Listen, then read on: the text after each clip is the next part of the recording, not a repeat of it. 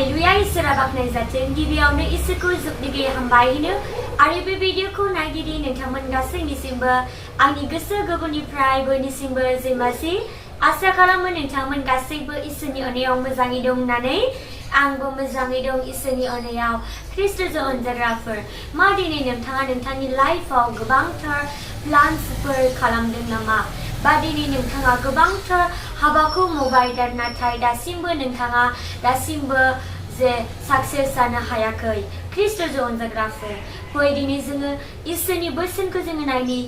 नायनि बोसोन बिजाबनि चैप्टर 16 verse 1 बेयाव बुंदों जोङो गोसोआव गोबांथार मावनो सानो नाथाय जोबनायाव मावनांगौ आरो मावनांगौ नङैया इसोरनि आखायावसो जिसुनि मुङै जाथों आमेन बेसेबां मोजां इसोरनि बोसोनखौ जोङो फरायनानै जोङो मोनथिबाय ख्रिस्ट'जों अनजाग्राफोर दिनै जोंनि गोसोआव जोङो गोबांथार जोङो मावनो जोङो सानो जोङो गोबांथार जोङो प्लान्सफोरखौ जोङो खालामो ख्रिस्ट'जों अनजाग्राफोर नाथाय जोबनायाव जे गासैबो मावनांगौ बा मावनांगौ नङैया इसोरनि आखायाव फै बिनिखायनो दिनै नोंथांनि जे हाबा मावनांगौखौ नोंथाङा इसोरनो नोंथाङा गथायदो नोंथांनि साननायफोरखौ इसोरा मोनथिगौ ख्रिस्ट'जों अनजाग्राफोर फै दानिफ्राय लानानै दिनै नोंथाङा इसोरनियाव भरसा खालामनानै इसोरखौ हामबाय होननानै